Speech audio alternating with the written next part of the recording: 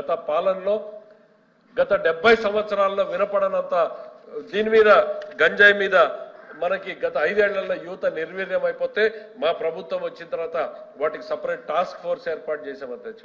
అది మా చిత్తశుద్ధి అనేటువంటిది చెప్తున్నాం అధ్యక్ష. మరి ఇంటర్ కాలేజీ విద్యార్థులకి ఉచితంగా బ్యాగులు పుస్తకాలు గత ప్రభుత్వం రద్దు చేస్తే మేము మళ్ళీ పునరుద్ధరించడం జరుగుతోంది అధ్యక్ష. పాత ఫీజు రీయింబర్స్మెంట్ విధానాన్ని తల్లిదండ్రులు మళ్ళీ అమలు చేయడం జరుగుతోంది అధ్యక్ష. మరి డైట్ ఛార్జీలు ప్రీ మెట్రిక్ పోస్ట్ మెట్రిక్ స్కాలర్షిప్లు ఇవన్నింటినీ కూడా విడుదల చేయడం జరిగింది అనేటువంటిది చెప్తున్నాం అధ్యక్ష.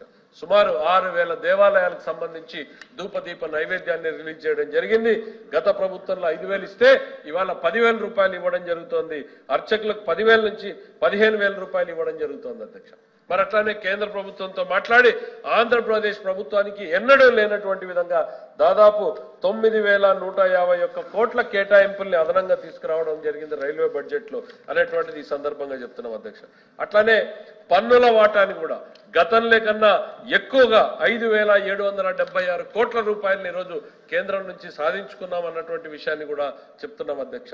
ప్రజలు ఎట్లా అయితే నిశ్శబ్ద విప్లవాన్ని ఇచ్చారో ఈ ప్రభుత్వం కూడా నిశ్శబ్దంగా ఈ రాష్ట్ర ప్రజల పురోగతి కోసం పనిచేస్తా ఉంది అనేటువంటిది ఈ సందర్భంగా తెలియజేస్తా ఉన్నాం అధ్యక్ష. అట్లానే తెలంగాణ నుంచి 2,547 కోట్ల రూపాయలు 10 సంవత్సరాల నుంచి పెండింగ్ ఉంటే అధ్యక్ష కేవలం 4 నెలల్లో మేము కేంద్ర ప్రభుత్వ జోక్యంతో కేంద్రం నుంచి ఆ డబ్బులు మనకు వచ్చే రకంగా చేసుకున్నాం అధ్యక్ష. ఇది ప్రభుత్వం సాధించినటువంటి విజయం కాదు అధ్యక్ష.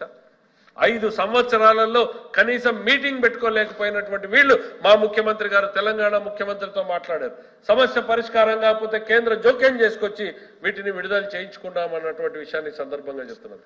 ముఖ్యమంత్రి చంద్రబాబు నాయుడు గారు ఇవాళ ఢిల్లీకి వెళ్లారు అంటే వారంలోనో 10 రోజుల్లోనో ఈ రాష్ట్ర ప్రజానీకానికి ఏదో ఒక మంచి వార్త ఏదో ఒక అభివృద్ధి కార్యక్రమం ప్రకటన కేంద్రం నుంచి వస్తా ఉంది అధ్యక్ష.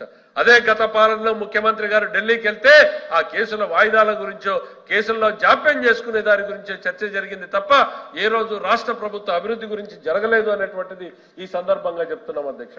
డాక్రా మహిళలకి అప్పుల్ని 5 లక్షల నుంచి 10 లక్షల రూపాయలకు పెంచడం జరిగింది అధ్యక్ష. అన్ని జిల్లా హాస్పిటళ్లలోనూ సిటీ స్కాన్లను ఏర్పాటు చేయడం జరుగుతోంది. క్యాన్సర్ మీద అవగాహన పెంచి ప్రతి మహిళకు కూడా క్యాన్సర్ స్క్రీనింగ్ ఏర్పాటు చేయడం జరుగుతోంది అధ్యక్ష. నేతన్నలకు మేము ఏదైతే హామీ ఇచ్చామో 25 కోట్ల రూపాయలతో వాళ్ళకి ఆరోగ్య బీమాను అమలు చేయడం జరుగుతోంది అధ్యక్ష. హజ్ యాత్రికులకు 1,00,000 రూపాయలు ఇవ్వడం జరుగుతోంది. ఇమాంలకి మౌజన్లకి 10,000 రూపాయలు 5,000 రూపాయలు గౌరవ వేతనం ఇవ్వడం జరుగుతోంది అధ్యక్ష. బీసీ రక్షణ చట్టానికి రూపకల్పన చేయడం జరుగుతోంది అధ్యక్ష.